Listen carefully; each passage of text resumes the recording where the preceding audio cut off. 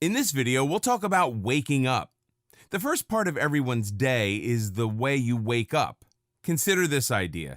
If the first sentence to your paragraph is weak, nobody's going to read through the rest of it, even if the rest is beautifully scripted. The same goes for your morning. If your morning doesn't go the right way, no matter what happens through the rest of your day, it'll remain a bad day because of the way it started. It's an inevitable chain reaction that you can prevent if you simply pay more attention to how your morning goes. The first step is waking up in a better spirit. The easiest way to do this is by rising early. Now, usually when you wake up early, you feel horrible. You see the time and groan, wondering why you woke up at such an early hour. But what's making you wake up in such a bad mood is the time you fall asleep. And the question is, what time did you fall asleep? How did your sleep go? What caused your bad night? How can you prevent that bad night from ever happening again so your mornings are better? If you haven't realized it yet, this is all one big cycle. To have a good morning, you need a good night's sleep. To get a proper night's sleep, you need the right amount of sleep, and you need to go to sleep feeling good. In order for you to have a peaceful rest with a happily tired mind, you should have had a good day. To have a good day, you need to wake up on the right side of the bed. This cycle never ends, but there will always be a starting point. Hopefully from this course, you can have better understanding of your future path and how to navigate your destiny. How to start your day. No one can tell you how to live the perfect day. What's a perfect day to you could be a disastrous day to someone else. So the most anyone can do for you is point you in a direction that you might like. Cliched, but true, any good morning starts on the right side of the bed. And in most cases, the right side of the bed faces the window in your room, so you can catch a glimpse of the first rays in the light blue sky. Any morning you want to be worth it involves all your favorite things. This could be a bubble bath or a warm cup of espresso to kickstart your mind. Some people read a book while their mind is fresh to reminisce about their favorite characters throughout the day. When you're starting a day, try to never start it on a bad note. Typically, if your day commences well, then the rest of the day doesn't seem so menacing and you can better handle situations you face through the morning, afternoon, evening, and night. Don't tackle anything stressful in the morning. Things you know will take a long time and hard effort, save for after you've spoiled yourself a little in the morning. Most people assume that time for yourself is at night or in the evening when the day comes to an end. While this is an understandable assumption, time in the evening should actually be dedicated to wrapping up and completing your day. The best time to spend on yourself is the morning, when the sun is high and the day begins. Yes, you have to prepare for the following outcomes and responsibilities of the day, but that's why it's better to start your days earlier. Starting them earlier gives you more time to yourself, enough time to make the morning an enjoyable routine rather than one you resent. Value the time. Time is a precious aspect in life, which is why you should always be thankful for what you have. All the time you're given shouldn't go to waste. Plan out your day.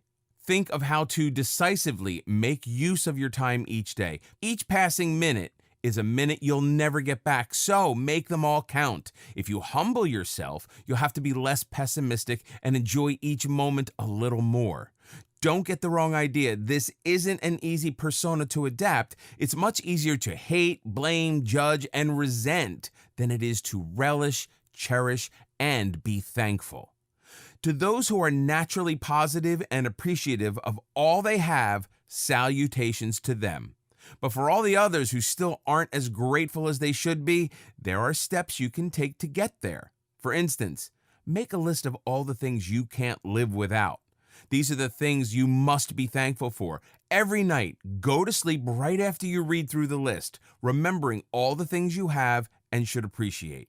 When you wake in the morning, whether you realize it or not, you'll subconsciously reflect back on the last thing you did before sleeping. If that was remembering your gratefulness, then your first emotions in the morning should be relief and relaxation, knowing you have your necessities.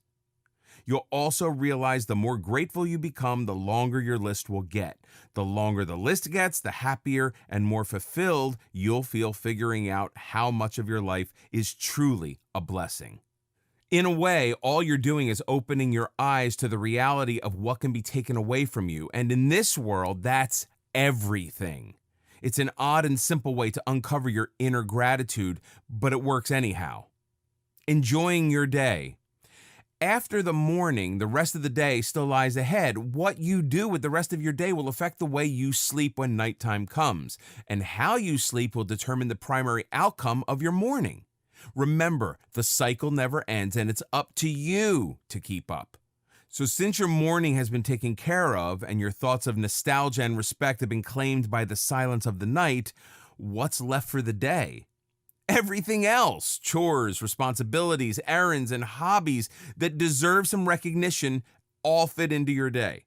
Now that you've spent the whole morning to yourself, it's time to go outside and spend the rest of the day with others. This could be at work with your colleagues, keeping in touch with your social life, or visiting relatives for a long-due family lunch. With at the very least 12 hours in the day when the sun shines on your path, you can surely find something to keep your mind active and occupied with optimistic thoughts. Stay light on your feet, since anything can come your way. Think of the things to be thankful for. Recollect on the great morning you can have again and again to keep your spirits high. Your destination is eventually the night, where you'll rest for the next day. So make your goal to reach the starry lit sky in high hopes for the following day called tomorrow. Read a good book. Indulge in some hobbies. Work out to shake off any stress or energy you may have left in the day. Your day reflects your morning. Haven't you ever had someone look at your expression and immediately say, "Rough night," or "I see you woke up on the wrong side of the bed"? Your morning has such a strong impact on your day. It literally shows on your face. So keep your head high, because you want everyone to know that you know how to enjoy your morning and then, by extension, your day.